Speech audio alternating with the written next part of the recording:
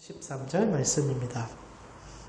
12제자를 부르사 둘씩 보내시며 더러운 귀신을 제어하는 권능을 주시고 명하시되 여행을 위하여 집하기 외에는 양식이나 대량이나 전제의 종이나 아무것도 가지지 말며 신만 신고 두벌 옷도 입지 말라 하시고 또 이르시되 어디서든지 누구의 집에 들어가거든 그곳을 떠나기까지 거기 유하라. 어느 곳에든지 너희를 영접하지 아니하고 너희 말을 듣지도 아니하거든 거기서 나갈 때 발 아래 먼지를 떨어버려 그들에게 증거를 삼으라 하시니 제자들이 나가서 회개하라 전파하고 많은 귀신을 같이 읽겠습니다. 많은 귀신을 쫓아내며 많은 병든 자에게 기름을 발라 고치더라. 아멘.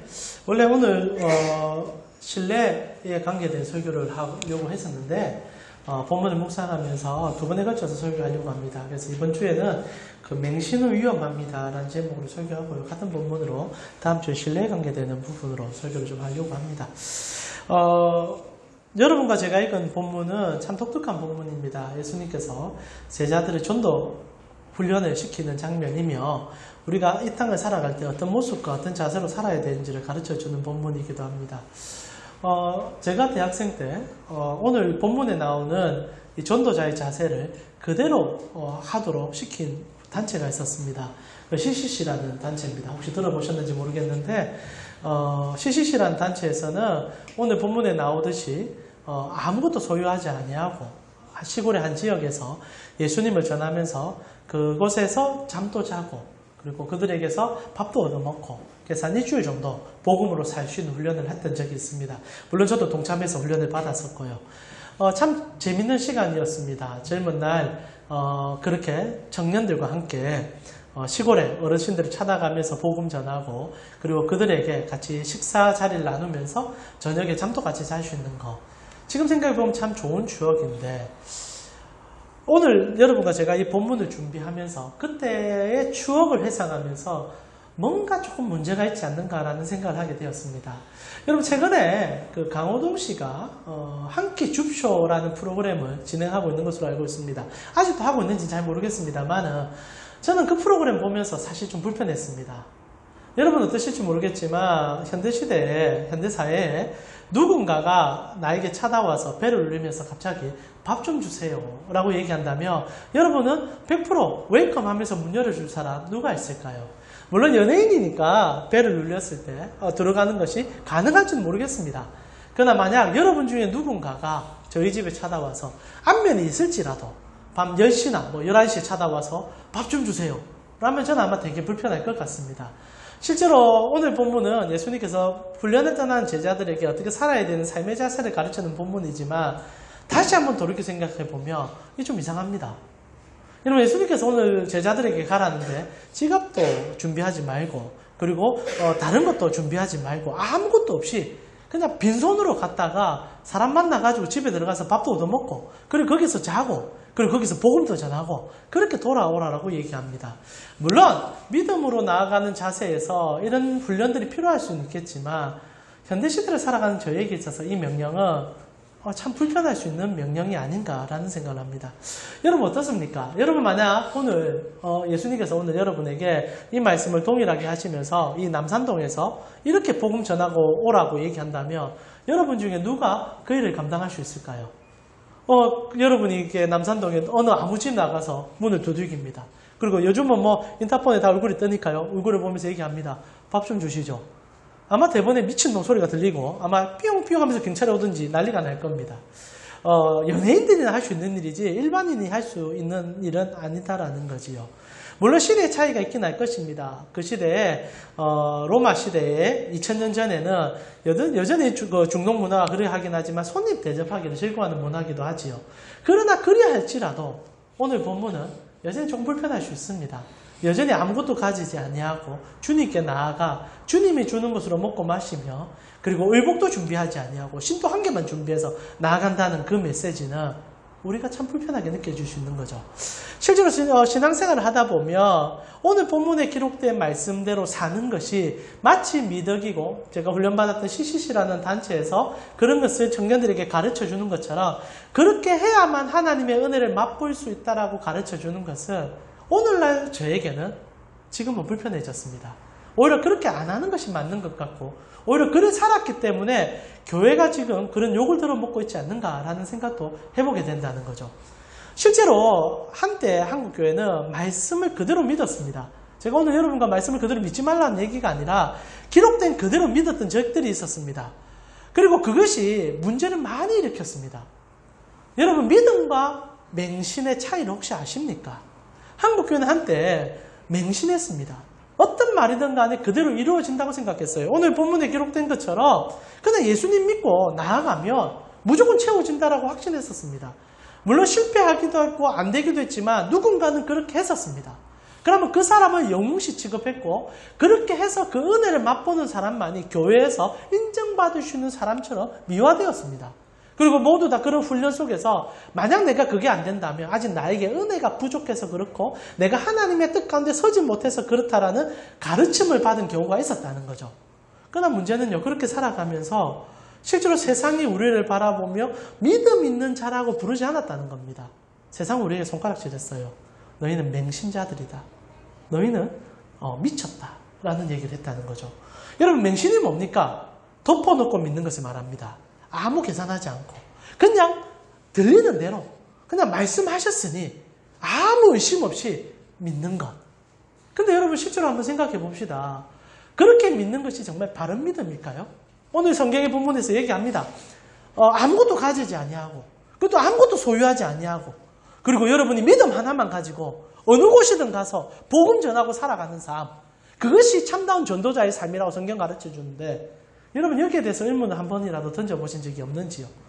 저는 의문을 던지게 되었습니다. 그리고 여러분과 제가 오늘 본문을 나누게 되는 거죠. 여러분 믿음과 맹신은 다르다고 생각합니다. 근데 우리가 그것의 경계선을 못 정해요. 여러분 믿음이 무엇입니까? 근데 하나님이 시키는 모든 것을 하는 것이 믿음입니까? 맞죠? 그게 믿음이죠. 그러나 믿음과 맹신의 이 종이 차이밖에 나지 않는 이 말 하나의 차이가 실제로 우리 신앙의 모든 것을 뒤집을 수 있습니다. 때로는 맹신하는 바람에 망할 수 있다는 거죠. 그러나 때로는 믿음이 있기 때문에 사람이 살 수도 있습니다. 그런데 이 경계선을 교회가 못 지어요.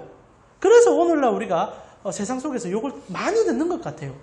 교회만큼 맹신에 몰입이 있는 교회가 있는 곳이 어디 있겠습니까? 실제로 한국 교회는 참 독특합니다. 유독 독특합니다. 한국 교회는 맹신을 주장하는 교회들이 많아요. 실제로 많은 교회들이 아침부터 저녁까지 교회에 머무는 것을 미덕으로 생각하게 만듭니다. 마치 주님 일만 해야지 그것이 거룩한 일처럼 표현할 때가 있죠.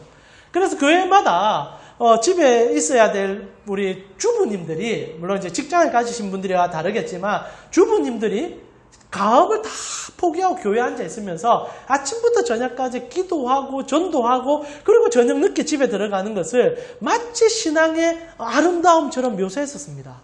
그리고 그렇게 해서 교회가 성장했어요. 그러나 세상이 우리에게 뭐라고 합니까? 맹신자들이라고 얘기합니다.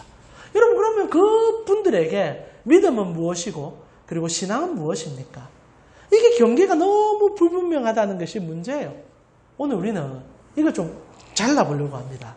맹신과 믿음의 차이가 무엇인가? 그리고 실제로 우리의 신앙은 무엇을 쫓을 때 하나님께서 우리에게 무엇으로 기뻐하시는지를 고민해 봤으면 좋겠습니다. 여러분 제가 지금 설교를 시작하고 있는데 여러분 표정이 정말 어둡습니다. 여러분 추워서 그렇습니까? 아니면 몸이 얼어서 그렇습니까?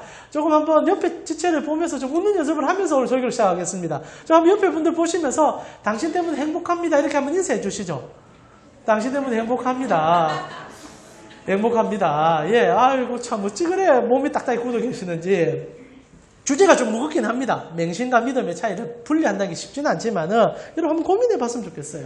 사실 오늘 본문은 우리로 맹신을 이끌 가능성이 매우 높은 본문입니다. 우리 같이 한번 본문을 한번 봤으면 좋겠습니다. 마가복음 6.8절에서 10절입니다. 우리 같은 목소리를 한번 읽어볼까요? 같이 읽겠습니다.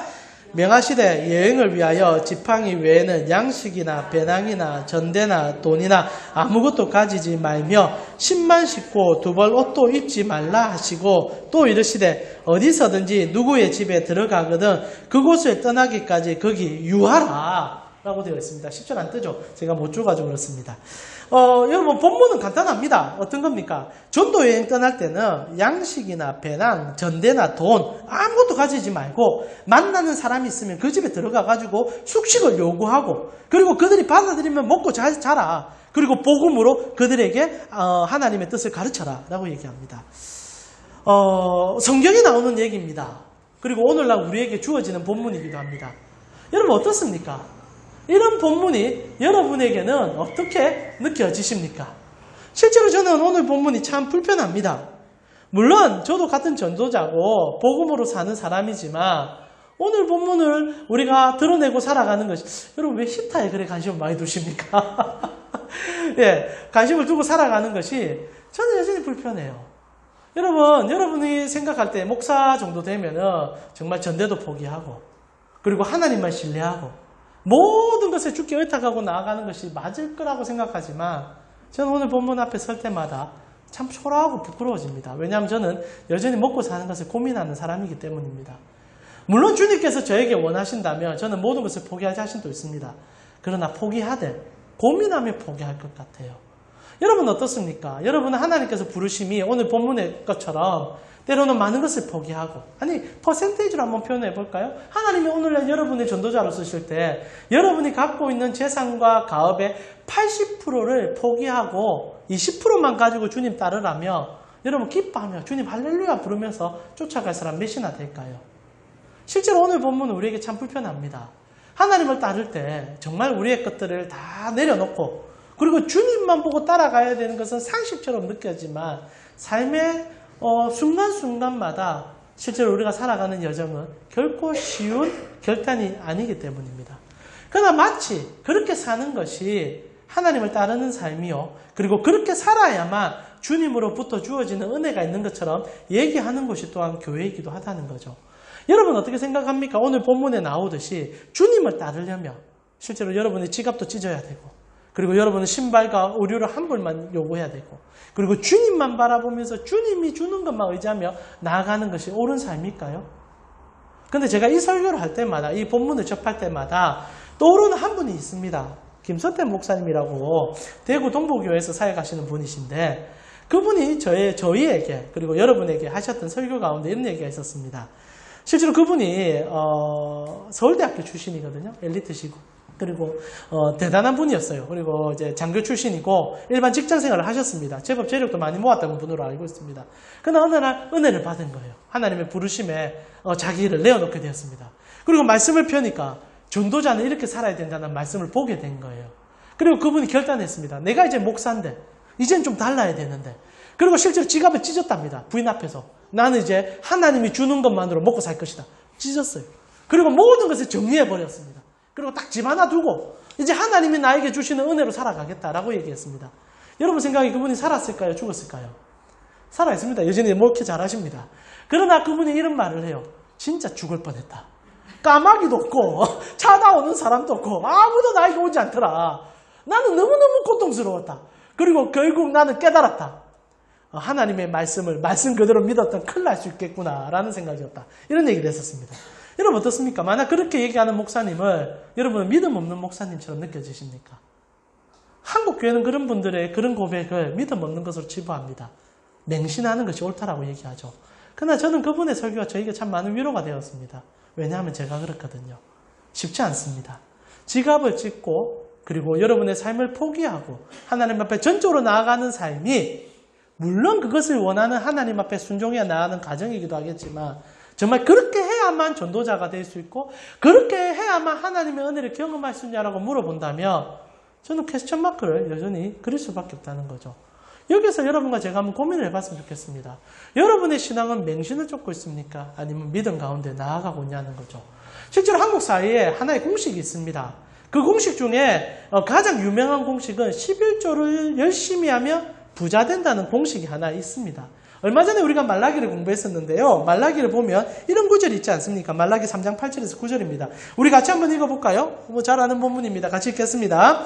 사람이 어찌 하나님의 것을 도둑질하겠느냐? 그러나 너희는 나의 것을 도둑질하고도 이는 곧 11조와 봉헌문이라. 너희 곧 온 나라가 나의 것을 도둑질하였으므로 너희가 저주를 받았느니라. 그리고 뒤에 우리가 읽지 않았지만 본문의 내용은 이렇습니다. 너희가 그렇게 나에게 11조를 제대로 하면은 내가 너희의 재물과 그리고 여러분의 모든 것들을 채워주겠다라는 하나님의 메시지가 있죠. 그리고 한국교회는 사실 공식을 만들었습니다. 11조 생활 열심히 하는 사람은 복을 받는다. 그러나 여러분 정말 물어볼게요. 11조 열심히 하면 여러분의 창고가 넘쳐나고 여러분이 거부가 되고 하나님의 은혜를 갑절로 느낄 수 있을까요? 저는 그렇지 않다고 봅니다. 왜냐하면 여러분이 11조를 잘하고 있기 때문입니다. 저는 여러분이 거부는 아니라고 생각해요. 여러분이 생활 속에 부족함이 없을 수도 있겠지만 보통 우리가 생각하는 것처럼 어마어마한 부자들은 우리 교회 가운데 없습니다. 그렇게 생각할 때 공식은 아니라는 거죠. 우리 성도님들은 제가 볼 때 최선을 다하고 계십니다. 그러나 여전히 우리에게는 질문이 있죠. 그렇게 해도 정말 부자가 되는가? 이런 공식을 우리가 만들어내면서 한국교회가 가장 많이 소개했던 분이 록펠러 아닙니까? 록펠러는 진짜 11조 열심히 해서 거부가 되었습니다. 여전히 록펠러를 이길 사람이 없다 하더라고요. 빌 게이츠가 아무리 많은 자산이 있지만 시대 흐름 속에서 그 시대의 환율로 같이 할 때, 계산할 때 록펠러는 여전히 탑 1위를 달릴 수 있는 부자라고 얘기합니다.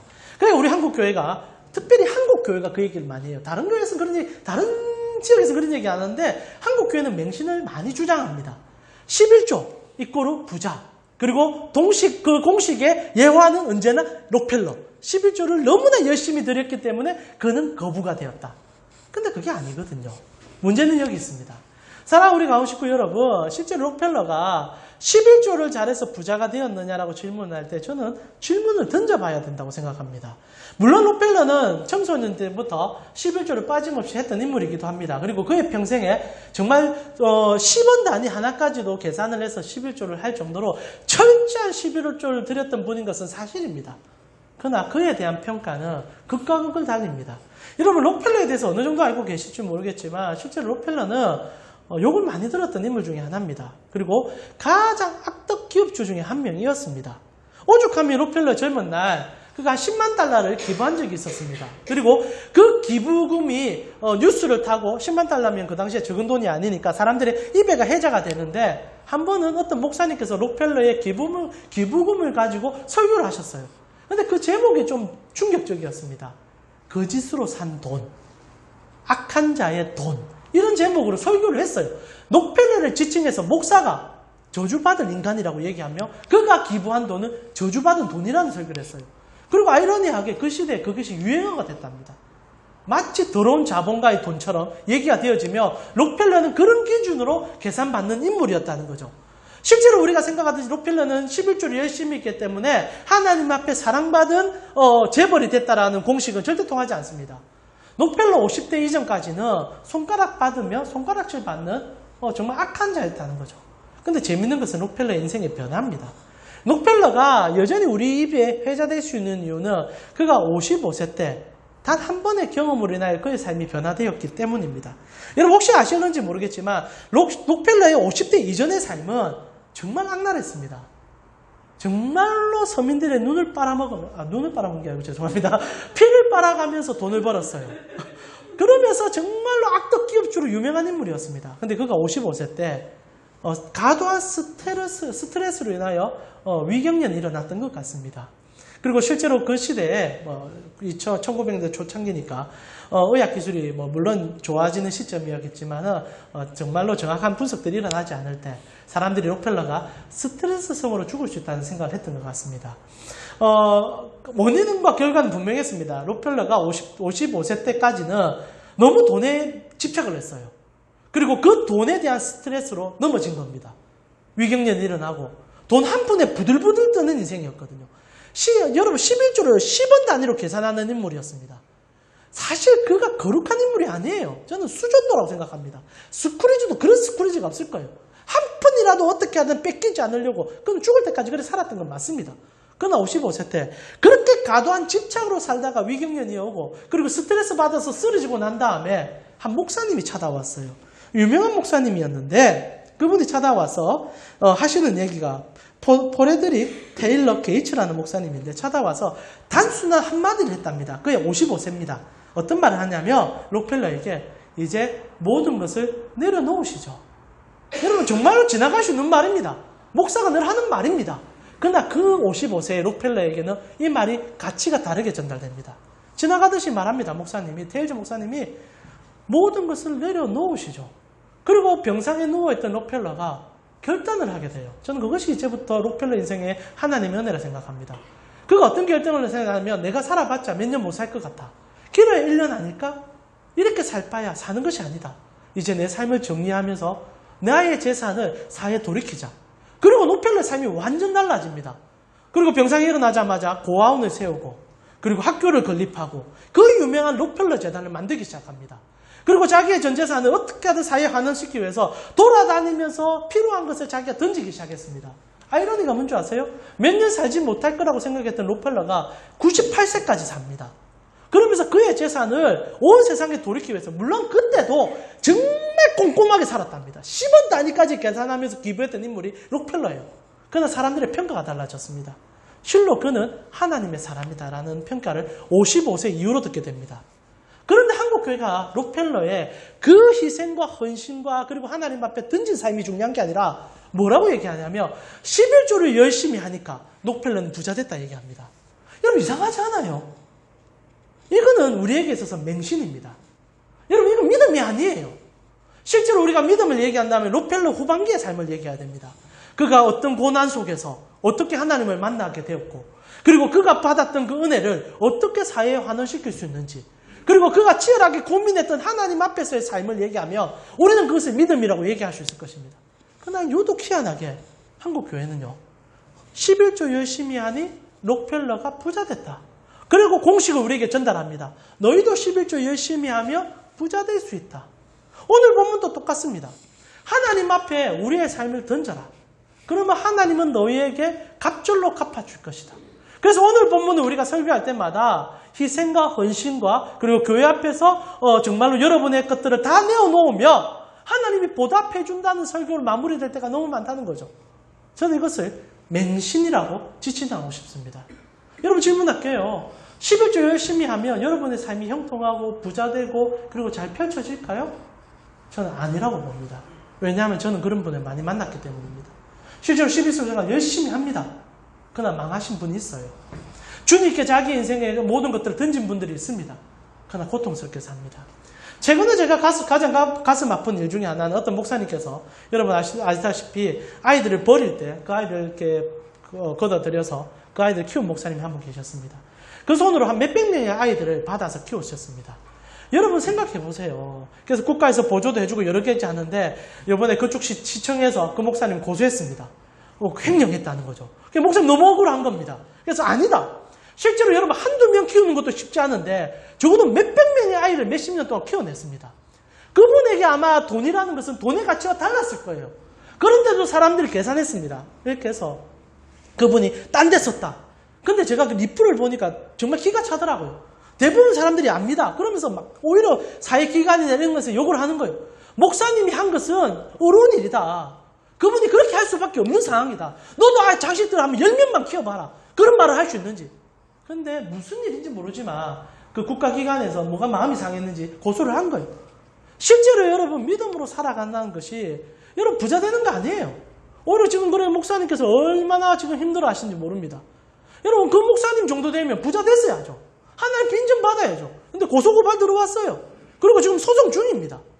여러분 이런 일들을 볼 때 여러분은 맹신과 믿음의 차이를 어떻게 이해하시겠습니까? 실제로 믿음으로 사는 사람들이 다 행복하게 살던가요? 저는 그렇지 않다고 생각합니다.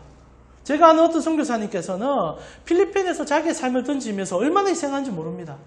그런데 얼마 전에 아버지께서 소천하셨어요. 그런데 아버지께서 예수를 믿지 않고 돌아가셨습니다. 돌아오셨어요. 너무너무 상심해서 모든 사람들의 연락을 끊어버렸습니다. 그리고 너무너무 힘든 시간을 보내는 거예요. 근데 그 목사님께서 하나님 앞에 아마 컴플레인 할 거예요. 내가 젊은 날 당신을 위해서 모든 것을 던지고 있는데 어떻게 하여 당신의 약속을 이루어주지 않습니까? 당신을 믿으면 우리 집과 우리 가정에 복음을 주신다 하셨는데 왜 하나님은 약속대로 지켜주지 않습니까? 맹신과 믿음 차이에서 갈등하는 목사님을 최근에 만났습니다. 여러분에게 믿음은 무엇입니까? 실제로 오늘 본문은 우리에게 맹신으로 이끌는 힘이 있습니다. 던져봐라. 그렇게 해봐라. 그러면 주님이 채워줄 것이다. 그러나 실생활에서 그렇게 되지 않을 때가 너무 많다는 것이 우리를 너무 힘들게 하지 않던가요? 여기서 우리가 우리의 신앙의 딜레마와 고민을 해봤으면 좋겠다는 겁니다. 여러분, 맹신과 믿음의 차이가 무엇입니까? 근데 아이러니하게 모든 사람은 믿음을 갖고 있습니다. 맹신이든 무엇이든 간에. 불신자든 신자든. 여러분, 우리가 믿음을 얘기할 때 우리는 대부분 맹신으로 믿음을 이해할 때가 있습니다. 무조건 믿는 것. 하나님의 오르심과 하나님의 주심을 무조건 믿는 것을 믿음이라고 생각합니다. 근데 아이러니하게 세상 모두가 그런 믿음 속에 있는 거 혹시 아십니까? 우리가 믿음을 얘기할 때 반대적인 얘기를 할 때는 이성과 과학을 얘기할 수 있을 것 같아요. 근데 아이러니하게 이성과 과학도 믿음 위에 서 있습니다. 여러분, 혹시 공리라는 것을 아십니까? 수학에는 공리가 있습니다. 과학에는 공리가 있어요. 참 재밌는 얘기인데 제가 한 가지 읽어드릴게요. 어떤 얘기냐면은 유플럭스 기하학에 보면은 이 공리에 대한 이야기가 나옵니다. 증명을 필요로 하지 않거나 증명할 수 없지만 직관적으로 자명한 진리인 명제인 동시에 다른 명들의 전제가 되는 명제, 그것을 공리라고 한다. 말이 어렵지요? 쉽게 설명해 드립니다. 이해가 되지 않는데 믿는 것, 그것을 공리라고 얘기하는 겁니다. 여러분, 수학에는 한 10몇 가지의 공리가 있습니다. 실제로 이성과 과학으로 풀리지 않는 것이 있어요. 그러나 그것이 없으면 이 현상이 이해가 되지 않기 때문에 그냥 믿는 것이 있습니다. 이거죠.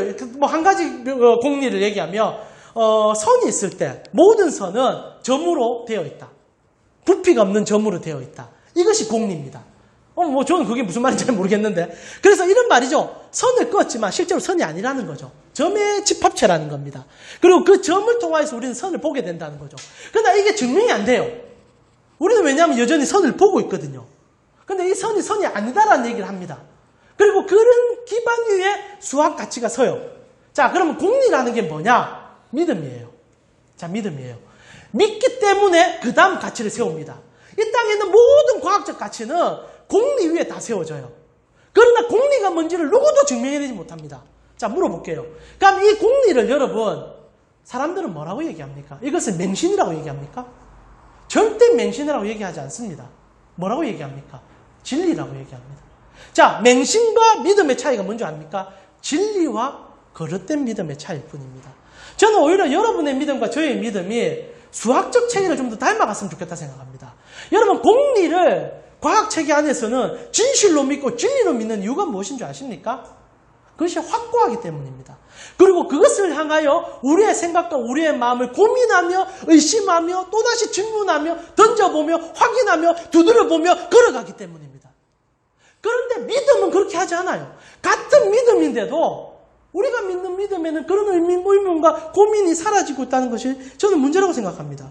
사랑하는 우리 가운교회 성도님, 실제로 하나님께서 오늘 본문에서 우리에게 주고 싶은 것은 맹신이 아니에요. 오히려 두들겨보고 건너라는 믿음의 진리에 대한 확신입니다. 여러분, 제가 여러분과 읽고 있는 이 본문은 참 난해한 본문입니다. 실제로 다 던지라 얘기하는 거예요. 지갑도 찢어버려라. 그리고 의복도 하나만 딱 걸쳐라. 그리고 신실하게 주님 쳐다보고 달려가라. 그러면 먹이고 입히고 다 준다. 근데 그게 잘 안 되거든요. 그게 잘 안 되거든요. 그럼 주님은 오늘 또 손바닥 뒤집고 하는 분입니까? 근데 재밌는 건 진짜 주님께서 손바닥을 뒤집었습니다. 여러분 아시죠? 주님께서 이 말을 한번 뒤집었어요. 누가복음입니다. 누가복음 22장 35절에서 36절을 보면은 주님이 하신 말을 뒤집어요. 제가 읽어드리겠습니다. 그들에게 이르시되 내가 너희를 전대와 배낭과 신발도 없이 보내었을 때에 부족한 것이 있더냐? 없다고 얘기합니다. 그러자 이렇게 얘기해요. 뒤집어요. 이르시되 이제는 전대 있는 자는 가지고 배낭도 그리하고 검 없는 자는 겉옷을 팔아 살아. 예수님께서 십자가에 못 박혀 죽기 전에 제자들에게 요구합니다. 이제 철저하게 준비하자. 이제는 준비하지 마라 그랬다. 근데 이제는 너희 준비 열심히 해야 된다. 이성적으로 살아야 되고 정말 계산하고 살아야 되고 그리고 맹신하면 절대 안 된다. 어느 게 옳은 겁니까? 한때 주님은 맹신하라 그랬습니다. 다 던지고 무조건 나만 쫓으면 돼. 그럼 다 먹여줄게. 그런 줄 알았습니다. 그러나 어느 날 주님이 또 손 뒤집어요. 아니다. 이제 계산해야 된다. 더 준비 잘해야 된다. 더 생각해라. 그리고 더 열심히 따라라. 어느 말이 옳은 겁니까? 여기서 성경을 보는 우리의 시각과 믿음과 맹신의 차이가 등장합니다.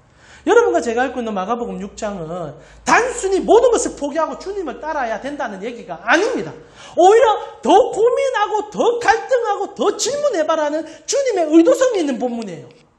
여러분 성경을 많이 보신 분들은 오늘 여러분과 제가 읽었던 6장을 읽으면 또 다른 무언가가 하나 생각이 나게 되어 있습니다. 주님이 단순하게 찢어버려라. 그리고 갖다 버려라. 그리고 오로지 나만 명신하여 쫓아라. 이 얘기하려고 준 본문이 아니라는 거죠. 그 시대에 살아갔던 그 백성들에게 주님은 또 다른 하나를 기억해내기 위해서 그 말씀을 해줬다는 겁니다. 혹시나 여러분 오늘 본문 같이 듣는데 뭔가 하나가 번쩍 더 떠올랐다면 여러분은 정말 말씀 안에서 깊이 살아가는 사람들입니다. 근데 그게 아니고 그럼 나도 찢어봐야지. 마치 김석태 목사님처럼 나도 포기해봐야지. 그럼 여러분 맹신으로 갈 가능성이 매우 커요. 실제로 오늘 본문은요. 오히려 수천 년 전에 있었던 단 한 가지 사건을 떠오르도록 해주는 주님의 장치의 역할밖에 되지 않습니다. 그리고 그 사건은요. 출애굽기예요. 여러분 출애굽기 12장 11절입니다. 제가 한번 읽어드리겠습니다. 너희는 그것을 이렇게 먹을지니 허리에 띠를 띠고 발에 신을 신고 손에 지팡이를 잡고 급히 먹으라. 이것이 여호와의 유월절이다. 주님께서 오늘 제자들에게 한 말 그대로 반복이 되어 있습니다. 너희 신고 지팡이 지고 그리고 급하게 가야 돼. 그때 제자들의 생각에는 여러 가지 생각이 났겠지만 주님의 의도는 딱 하나입니다. 너희가 지금 가는 그 길은 수천 년 전에 기록되어 있던 출애굽기의 삶을 너희 삶으로 한번 살아보는 거야. 그냥 맹신하라는 게 아닙니다. 생각해보라는 거예요. 그때 하나님이 역사했던 그 하나님이 오늘날도 실존할까? 수천 년 전에 역사했던 하나님이 출애굽기에 나타났던 하나님이 너에게도 똑같이 나타날까? 너희 삶으로 말씀을 살아본 적 있니? 너희는 말씀을 기억해 본 적 있니? 그리고 나서 그들이 나아갈 때 그들은 그의 삶으로 신명기 6장의 말씀을 실현으로 이루게 되는 겁니다. 신명기 8장이죠. 신명기 8장 2절에서 4절입니다. 우리 같이 한번 읽어보았으면 좋겠습니다. 같이 읽겠습니다. 내 하나님 여호와께서 이 40년 동안에 준비가 안 됐으니까 제가 읽어드리겠습니다. 내 하나님 여호와께서 이 40년 동안에 내게 광야길을 걷게 하신 것을 기억하라. 이는 너를 낮추시며 너를 시험하사 내 마음이 어떠한지 그 명령을 지키는지 지키지 않는지를 알게 하려 하심이라. 너를 낮추시며 너를 줄이게 하시며 또 너를 알지 못하며 내 조상들도 알지 못하는 만나를 내게 먹이신 것은 사람이 떡으로만 사는 것이 아니요 여호와의 입에 나오는 모든 말씀으로 사는 줄을 내가 알게 하렵니다. 이 40년 동안에 내 의복이 헤어지지 아니하였고 내 발이 부르트지 아니하였지 않느냐라고 얘기합니다. 이것을 출애굽기 백성들이 40년 광야 생활 마무리하면서 주님께 스스로 했던 고백들이에요. 자, 마가복음 6장에 주님께서 하셨던 얘기는 신명기 6장의 반복입니다. 무슨 얘기입니까? 맹신이 아니에요. 기록된 말씀대로 살아가는 너희 삶 가운데 너희가 무엇을 생각해야 되고 무엇으로 나아가야 되며 그때 하나님의 말씀이 역사하신 것처럼 오늘날 너희가 하나님을 어떻게 경험해야 되는지에 대한 경험의 말씀입니다. 이것은 굉장히 다른 얘기예요. 사랑하는 가운 식구 여러분, 신앙은요 맹신이 아닙니다. 신앙은요 경험이며 고민이며 갈등이며 하나님과 함께 걷는 동행입니다. 이걸 우리가 믿음이라고 불러야 되는 거예요. 신명기의 말씀과 출애굽기의 말씀을 연결시킨 이유가 무엇입니까? 그 백성들에게 얘기한 거예요. 하나님은 어제나 오늘이나 동일하다. 너희가 주님을 신뢰하고 나아갈 때 너희가 읽고 듣고 묵상했던 그 말씀이 너희 삶에 힘이 있는지 없는지를 살아봐라. 그리고 갈등하며 나아갑니다. 때로는 실패할 수 있어요. 때로는 좌절할 수도 있습니다. 그러나 핵심은 그럴 때마다 나타나는 하나님으로 그들이 위로를 받았고 그럴 때마다 진리 되신 주님이 그들의 삶에 개입하셨고 그리고 나아감을 통하여 그들의 삶이 변화되기 시작했다는 겁니다. 그래서 말씀이 충돌이 일어나지 않아요. 어느 날은 주님께서 준비하라 말합니다. 철저하게 이성적으로 행동하라 말합니다. 이해가 돼요. 그러나 때로는 주님께서 버려라고 말합니다. 때로는 가차없이 나가라 얘기합니다. 이해가 돼요. 왜? 맹신이 아니니까. 갈등과 고민 속에서 주님을 찾아가는 신앙의 여정이니까. 신앙은 맹신이 없어요. 여러분 절대 속으시면 안 됩니다. 신앙은 공식이 없어요. 물론 다른 종교에는 공식이 있었는지 모릅니다. 1000번째 드려라. 1000배를 드리면 하나님 부처가 등답한다. 있을지 모르지만 우리가 믿는 여호와는 공식이 없어요. 맹신도 없어요. 오직 하나만 있어요. 관계. 오늘도 만나주십니다. 그리고 역사합니다. 같이 걸어갑니다. 그리고 얘기합니다. 어제나 오늘이나 내일도 나는 동일하다. 그것을 너희의 삶으로 함께 경험하여 나아가자. 오늘 본문은요, 거룩한 관계로의 부름입니다. 제자들이 깨닫기 시작하는 거예요. 단순히 벗어버려라. 단순히 신뢰하라. 미친 듯이 쫓아가라. 그러면 주님이 채워준다. 아니에요. 오히려 제자들은 오늘 본문 속에서 출애굽기를 삶으로 경험해내는 겁니다. 오늘 이 제자들은 수천 년간 동일하신 하나님을 삶 속에서 하나씩 하나씩 경험해 나아가고 있다는 사실입니다. 그들에게의 믿음은 공리였다는 사실이죠. 그들은 고민하기 시작했고, 그들은 갈등하기 시작했고, 때로는 하나님이 그리 주지 않을 때도 경험하기 시작한다는 겁니다. 여러분, 믿음은요, 여러분이 생각하듯이 하나님 앞에 무언가를 던졌을 때 마치 플러스 되어서 더 주는 것이 하나도 없습니다. 그러나 우리가 확실하게 알 수 있는 게 뭔지 아십니까? 내가 생각한 대로 받지 못할지라도, 내가 계산한 대로 살아가지 못할지라도 결국 하나님의 뜻은 완전하게 성취된다는 거죠. 합력하여 선을 이룰 수 있는 하나님을 보게 되는 것이 믿음이라는 겁니다. 한편으로 제자들에게 오늘 모든 것을 던져보라고 주님이 말합니다. 그렇게 했을 때도 주님을 경험하게 되는 거예요. 그러나 때로는 주님이 이성적으로 다 채우라고 얘기합니다. 계산하라 얘기합니다. 그리고 때로는 냉정할 정도로 자기 것을 챙겨보라고도 얘기합니다. 왜요? 그리하면서 주님을 경험하라는 겁니다. 신앙은요, 경험입니다. 신앙은요, 과정입니다. 맹신은 없어요. 오로지 주님께서 여러분을 품고 안고 달려가는 그 따뜻한 품만이 신앙의 여정이 된다는 겁니다. 그리고 결국 주님께서 오늘 제자들에게 그 놀라움을 가르쳐 주죠. 저는 여전히 하나님께서 우리에게 만나고 매출하기를 주시는 분이라 생각합니다. 오늘 우리가 나중에 재정복을 하게 되고요. 그리고 우리가 올 한 해 어떻게 살았는지 얘기할 것입니다. 저는 그것을 다시 한번 보면서 또다시 느꼈습니다. 하나님은 여전히 이 시대에도 공급하시는 분이시다. 우리가 원하든 원치 않는 하나님 우리를 지키신다. 그러나 또한 우리가 알게 되는 것은 이 하나님 우리가 어떻게 믿으며 나아가야 될 것인가.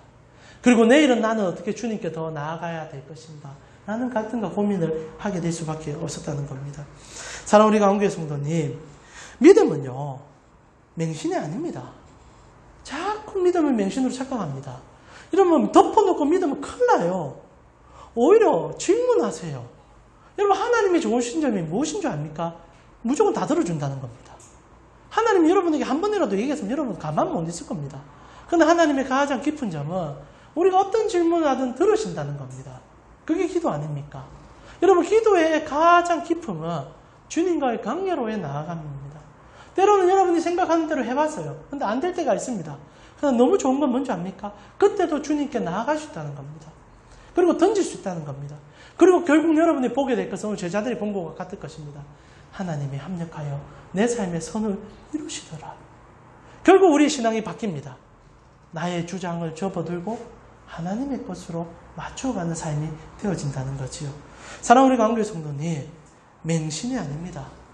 믿음은 진리를 동반한 삶의 여정입니다. 걸어가셨으면 좋겠고 삶으로 경험하셨으면 좋겠습니다. 저는 마지막으로 여러분에게 신앙의 선배 중에 이런 갈등 속에서 하나님을 찾아갔던 한 인물의 시를 소개해드리면서 말씀 마무리하고 싶습니다. 저번 주 수요예배 때 함께 나눴지만 시편 73편을 보면 아삽이라는 인물이 신앙의 갈등을 시작합니다. 여러분, 신앙은요, 왜 아름다운지 아세요? 갈등이 있기 때문입니다. 신앙이 왜 좋은지 알아요? 우리의 믿음이 왜 좋은 줄 알아요? 하나님과 깊은 대화가 있기 때문입니다. ABC 공식은 하나도 없어요. 어제와 오늘이 다를 수도 있습니다. 그러나 하나님은 한 분이시죠. 이렇게 고백됩니다. 시편 기자가 아삽이라는 시편에 이렇게 고백했어요. 73편 1절부터 쭉 보니까 제가 한번 읽어드릴게요. 아삽의 고민을 한번 보십시오. 하나님이 참으로 이스라엘 중 마음이 정결한 자에게 선을 행하시나 나는 거의 넘어질 뻔하였고 나의 걸음이 미끄러질 뻔하였다. 이는 내가 악인의 형통함을 보고 오만한 자를 질투하였음이로다. 그들은 죽을 때에도 고통이 없고 그 힘은 강건하며 사람들이 당하는 고난이 그들에게 없고 사람들이 당하는 재앙도 그들에게 없다. 그러므로 교만이 그들의 목걸이고 강포가 그들의 옷이다. 살찜으로 그들의 눈이 솟아나며 그들의 소득은 마음의 소음보다 많으며 그들은 능욕하며 악한 악하게 말하며 높은 데에 거만하게 말하며 그들의 입은 하늘에 두고 그들의 혀는 땅에 두루 다니도다. 그러므로 그의 백성이 이리로 돌아와서 잔에 가득한 물을 다 마시며 말하기를 하나님이 어찌하냐 지존자에게 지식이 있으랴 라고 얘기한다. 제가 신앙의 이 아삽이라는 시인이 갈등이 시작된 거예요. 여러분, 맹신은 교회 안에서만 가능합니다. 세상 밖에 나가서 맹신은요 먹히지 않아요. 여러분 절대 오해하면 안 돼요. 아삽이 교회 안에 있을 때는 1절 이렇게 시작하지 않습니까? 참으로 이스라엘 중에 정결한 자에게 선을 행해준다. 교회 안에서 얘기하는 설교예요. 11조 열심히 하면 복 받는다. 주님께 여러분의 것을 던지면 하나님 복 준다. 아멘 아멘. 나갔어요. 이성을 찾고 돌아보니까 순구라예요. 다 거짓말하는데 잘 삽니다. 악을 행하니까 너 행복해요. 편법에 쓰지 않는 사람이 아무도 없습니다. 혼자만 바보 된 거예요. 이게 뭐지? 이게 뭐지? 질문을 던지는 겁니다. 다 이성이 차나오니까 믿음이 떠나기 시작하는 거죠. 그리고 이 아삽이 뭐랍니까? 말하기를 하나님을 어찌하랴? 지존자에게는 지식이 있으랴. 주님 세상에 안 계신다 얘기하는 겁니다. 사람들이 평가하는 그 평가를 아삽이 던진 거예요. 여러분, 맹신은요 이런 갈등과 어려움을 가져옵니다. 교회가 왜 무너진 줄 압니까? 교회가 왜 자꾸 교회 안에서만 모인 줄 압니까? 하나님을 하나님으로 이해하지 못했기 때문입니다. 근데 놀라운 것은 아삽이요 바뀝니다. 그의 신앙이 맹신에서 벗어나 진리와 믿음으로 돌았을 때 그는 인생 가운데 삶의 여정 자체가 달라집니다. 저는 우리 가온 식구 모두가 그렇게 살았으면 좋겠어요. 아삽이 이렇게 얘기합니다. 16절부터 내가 어쩌면 이를 할까 하여 생각한 적 그것이 내게 심한 고통이 되었다. 답이 없으니까 너무 힘들었던 거예요. 그러나 아삽이 이렇게 얘기합니다. 하나님의 성소에 들어갈 때야 그들의 종말을 내가 깨달았다. 여러분 다른 겁니다. 맹신은요 교회 안에 같이 앉아 있는데 그냥 교회 하는 말 안에서 그냥 아멘으로 받아들여서 그냥 내 마음대로 돌아가는 겁니다. 근데 아삽은 갈등했어요. 그리고 하나님 앞에 질문들을 들고 왔어요. 그리고 그가 하나님 앞에 기도했어요. 그러자 성소는 이전의 성소가 아니게 되었습니다. 여러분 맹신에서 벗어나는 순간부터 여러분의 신앙은요 아삽처럼 바뀔 겁니다. 같은 성소에 같은 교회에 앉아 있는데 하나님이 여러분을 얼마나 깊이 사랑하는지를 경험하기 시작해요. 맹신에는 사랑이 없어요. 맹신에는 진리가 없어요. 그러나 하나님과의 관계에는 기쁨이 있습니다. 아삽이 같은 성소에 같이 앉아 있는데 삶이 완전 달라집니다. 그리고 그 고민 속에서 하나님을 이렇게 보기 시작해요. 18절부터 주께서 참으로 그들을 미끄러운 곳에 두시며 파멸에 던지시니 그들이 어찌하여 그리 갑자기 황폐되었는가 놀랄 정도로 그들이 전멸하였나이다. 주여 사람이 깬 후에는 꿈을 무시한 같이 주께서 깨운 후에야 그들이 형상을 멸시하리이다. 내 마음이 산란하여 내 양심이 찔렸나이다. 내가 이같이 우음에 무지함으로 주 앞에 짐승이 오나 내가 항상 주와 함께하니 주께서 내 오른손을 붙들었습니다. 여러분 해결되어서 지금 아삽이 얘기하는 게 아니에요. 하나님 앞에 서서 갈등을 가지고 하나님 앞에 믿음으로 나아간 겁니다. 믿음은 바라는 것들의 실상이요 보이지 않는 것에 증거라는 것이 그의 삶의 바라봄으로 나타난 거예요. 그가 이제 하나님을 하나님으로 받아들인 겁니다. 그러자 그의 삶에 무슨 일이 일어난 겁니까? 내 오른손을 붙잡는 하나님을 본 거예요. 이전에는 저렇게 안 살면 죽을 것 같았습니다. 그들이 내 삶의 부러움이었습니다. 그런데 하나님 앞에 온전하게 들었을 때 그들에게는 하나님이 없음을 발견하고 나는 나의 손에 붙잡고 계신 주님이 어떤 분이신지를 깨닫기 시작했다는 거예요. 힘이 되었습니다. 위로가 되었습니다. 그리고 아삽이 마지막에 우리에게 도전합니다. 저는 이 말이 너무 좋아요. 시편 73편 23절입니다. 28절입니다. 우리 같이 한번 읽어보았으면 좋겠습니다. 시편 78편 13절 28절입니다. 같이 읽겠습니다. 하나님께 가까이 함이 내게 복이라. 주의 모든 행적을 전파리이다. 아멘. 아삽의 마지막 결론이 뭔지 압니까? 세상은 여전히 불의합니다. 공식으로 바라보는 세상은 불의해요. 왜냐하면 세상은 더 부자니까. 여러분 믿는 사람보다 믿지 않는 사람이 더 잘 삽니다. 근데 아삽이 발견한 게 그게 아니에요. 그가 발견한 것은 하나님이었습니다. 내가 하나님께 가까이 함이 복이더라. 저 눈에 보이는 게 복이 아니라 하나님이 복이더라. 내가 주 여호와를 나의 피난처로 삼아 주의 모든 행적을 전파하게 살기 원한다. 이것이 내 삶의 의미요 내 삶의 목적이더라. 아삽의 변화가요 그의 삶의 전체 변화가 되어버립니다. 신앙이 왜 기쁘고 감사하며 은혜가 된 줄 압니까? 세상이 발견하지 못한 것이 우리 속에 있기 때문입니다. 세상이 공식처럼 아무리 잘 사는 것 같고 세상이 그렇게 뿌리를 행하면서 떵떵거리고 사는 것 같지만 그들은 하나님을 모릅니다. 그리고 그들의 끝은 하나님과 상관없는 끝이 될 것입니다. 그러나 아삽이 고백합니다. 내가 여전히 불의한 것 같고 여전히 어려운 것 같지만 오늘 이 성소에서 내가 발견한 것은 나의 시작과 끝은 하나님이기 때문에 오늘도 나는 주님과 의지하며 나의 영원함이 주께 드려진다. 그래서 내가 어떻게 주의 손을 버릴 수 있겠는가? 결국 주님이 나의 삶의 답이 되어 줄 것이다. 그리고 아삽이요 세상을 향하여 두려움 없이 나아갈 수 있게 되었다는 겁니다. 사랑하는 우리 가운데 성도님, 오늘 여러분에게 참 어려운 철학적 질문인지 모르지만 더 이상 여러분의 삶에 맹신이 사라졌으면 좋겠어요. 기복이 사라졌으면 좋겠어요. 공식이 사라졌으면 좋겠어요. 뭔가 하나님 앞에 이거 주면 하나님 이거 주겠지. Give and take. 없어요. 신앙은 없습니다. 우리의 믿음은 없어요. 딱 하나만 있습니다. 마치 아버지가 자식을 사랑하듯 그리고 그 뜨거운 물을 열정으로 사랑하듯 뜨거운 사랑 하나만이 남아있을 것입니다. 하나님을 온전히 보는 자는요. 하나님으로 행복할 수 있습니다. 하나님을 온전히 찾은 자들은요. 주님 때문에 행복할 수 있습니다. 그 믿음이 여러분 속에 깊어질 때 진리가 여러분을 충만케 하는 기쁨으로 하루하루 나아갈 수 있으면 여러분 잊지 않으셨으면 좋겠습니다. 사랑하는 우리 가운 성도 여러분, 깊은 교제가 기쁨이 되어주시고 하나님과 동행함이 여러분의 삶에 힘이 되어주기를 기도해 봅니다. 나아가십시오. 그리고 주님을 마음껏 찾으십시오. 그리고 그 주님 때문에 행복하십시오. 때로는 실패할 수 있습니다. 원망하기 전에 하나님이 이것을 통하여 나에게 무엇을 주실까를 하나님과 의논해 보십시오. 때로는 성공할 수 있습니다.